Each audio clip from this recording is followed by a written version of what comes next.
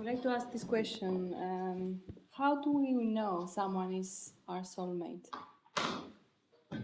The fastest way to know? Yeah.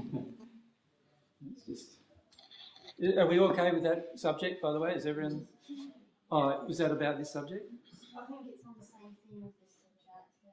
Well, can I answer this question, and then we go to this other question, which is very important, linked to this question. Yeah, but it's linked to the subject of sexual things that go on Earth as well. They're quite a lot of things. So let's resolve this issue fully. Mine is, with getting to the feelings, I can sense the feelings, I start to feel them, and yet I get stopped from going there. And it's whether it's malevolent spirits or it's another spirit that's doing it, and I'm like, yeah, I've got this feeling, and I'm sitting with the feeling, and then it's gone. Okay.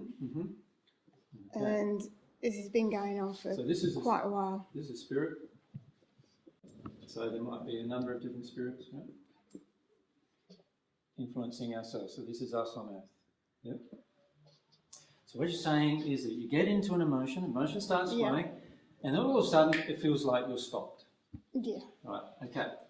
Well, firstly, nobody can stop us from feeling an emotion unless we have a hook into them. So what we've got to do is discover what's our hook into them. That's really difficult to discover that. In the moment that we stop, there is a feeling. Yeah.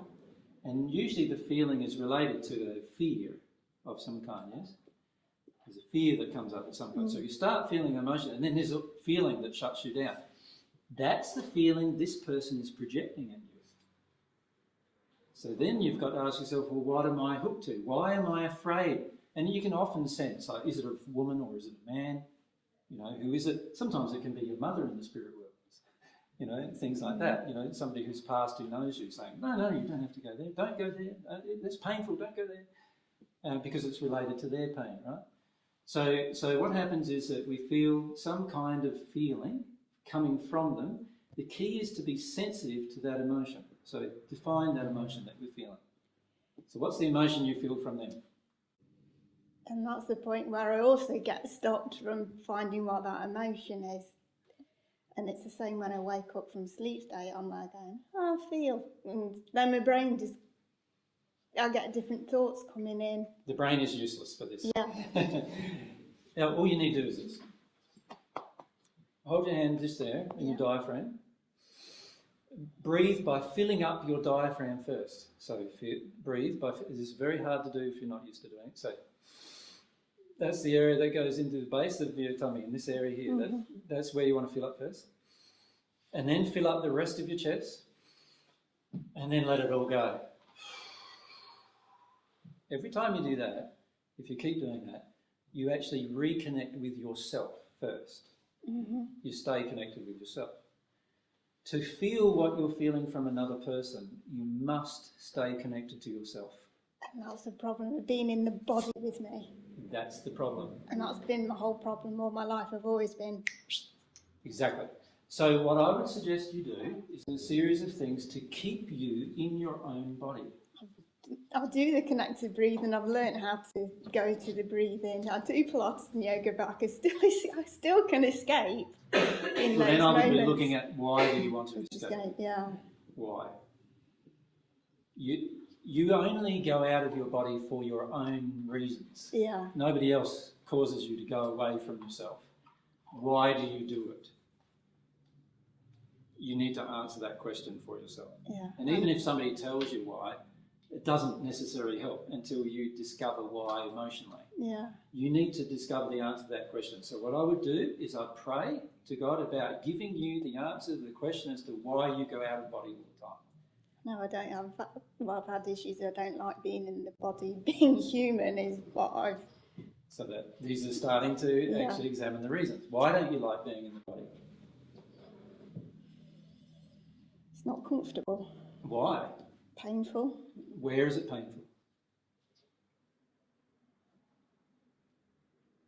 Can you see how I'm just asking a question? You give an answer, write down the... You can do this yourself. You write down the answer. Why?